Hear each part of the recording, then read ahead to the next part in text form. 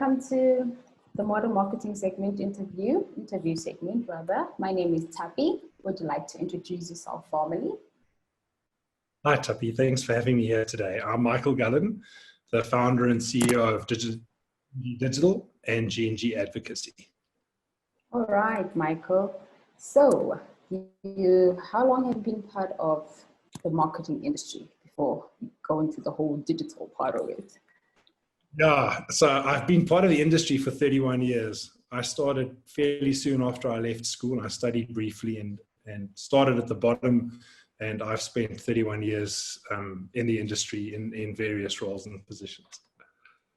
Oh, wow. So just describe in short why you got into the industry and then take us through your main career positions until this point. Yeah, I'll just take you through the highlights because given how long I've been in the industry, there've been a lot. Yeah. I actually started when I was sort of a 4 or 5 year old child. I used to play in the studio of my dad's advertising agency. So I grew up literally in the business. Of course, in those days, they used to make up ads using letraset, literally scratching letraset characters onto a piece of cardboard to make up a print ad. And everyone had long hair and smoked a lot in the studios. It was a completely different time. But as a child, I just grew up with an absolute love for the creativity and the people in the industry. So yeah, from my childhood, I've had a deep love for advertising. I've worked both on the client side and the agency side. So it's been a real privilege for me to build a career that allows me to understand now, as I'm an agency owner, the mindset and the needs of my clients, because for a long time I was a client. Yeah. Some of the key highlights, I was a group marketing manager and later a general manager for a fast food franchise company. And I learned a lot about conflict resolution and dealing with franchisees in that journey. I also spent some time as a group marketing director of a group of listed companies. So that was a wonderful journey for me. And in that role, I managed agencies. So I got to be the sometimes nurturing, sometimes difficult client that's come back to haunt me as an agency owner. That was a great journey. Highlights on the agency side was I was an account manager and later account director of one of South Africa's top 5 agencies fairly early in my career, and I worked on a skincare brand. And I saw firsthand the serious damage that skin lighteners were doing to women's skin, particularly ingredients like hydroquinone causing pigmentation and scarring. And it really inspired me a deep passion to make a difference. And years later, when I exited the listed company, I went on to found my own skincare business. And I spent about 4 years building a skincare business that specifically focused on products formulated for women with darker skin types and how best, and using all natural ingredients. I'd say aromatherapy, and I went on a journey of personal transformation as a person who wanted to make a difference. And that was a wonderful journey. I built a business which I sold. But I got to put all the years of practice as an agency a staff member and an employee in business into my own company, which really was the start of my entrepreneurial journey and took me into opening my own agency, which is where I find myself now. Oh, wow. So being is this long in basically the industry, what have you enjoyed most about working in the marketing industry? And yeah, I can say branding, can say advertising, because it's a whole lot of, it's a mix. Yeah. So what have you enjoyed most working? I tell you what, there are probably 3 things I've enjoyed the most. The first has been the opportunity to continue learn and grow as a person, both as a human being and intellectually. I find this is one of the few businesses and industries that every day give all of us that work in it an opportunity to learn something new, no matter how long we've been in the business. And I also love the people that I've met along my journey. It's a privilege to meet the people we have in our business, the curious minds, the quirky personalities, and to be part of producing some really amazing work. And I've been privileged too to see some of the people that have worked in my businesses go on to found their own agencies, and some of them to do that very successfully. So those are probably the things that I've enjoyed the most. And what would you say, like the most or notable industry-related changes from the transition? Yes. Yeah, there are a couple. I was thinking about that question ahead of today. Hmm. I think there are two.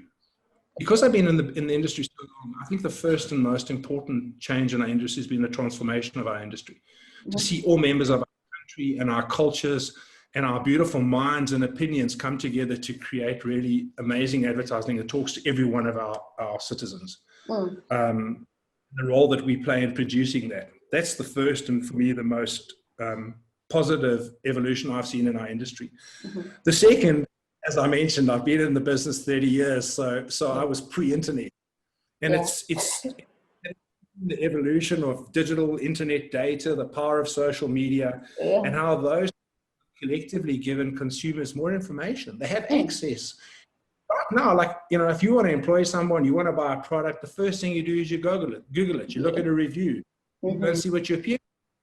And what does that mean? It means companies have to provide better services, better products, be more on top of their games, and agencies have got to develop strategically informed and creative content if they want to stand out. So I think those two trends for me have been the most powerful that I've witnessed in my 30 years in the business. So what would you say are the key ingredients, or if there are ingredients to being successful in a company as an individual or as a company? What is the key to being successful? I think there are three things. I think an inquiring mind and a commitment to continuous learning. I think a love of people and their many differences and quirks. And lastly, I think grit and determination. Because this is not an industry for the faint of heart. So you've got to have passion, grit, and determination if you want to succeed. Yeah, that's a lot of people in the industry that have been saying it's like a trendy answer. Everybody says you need to have a thick skin. Exactly. Yeah. There are going to be high days and there are going to be some low days. Yeah. So with all being part of the industry for so long, what would you say, maybe not one, because I'm pretty sure there's a lot. What would you say was your most favorite campaign that you executed?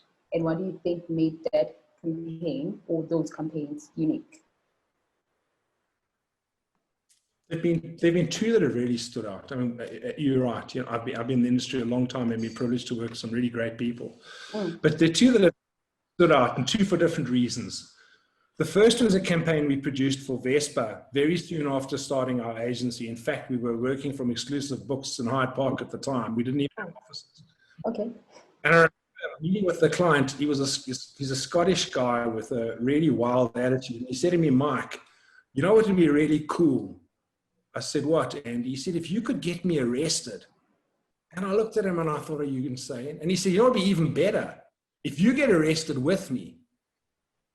And so I turned to my wife, who's my business partner and my creative director, and I said, "Well, I think we ought to come with a campaign that solves his need. I don't quite understand how this addresses a business need, but maybe a cool publicity stunt will do it." And anyway, long story short, we developed a campaign for him where we faked a whole bunch of parking fines for Vespa.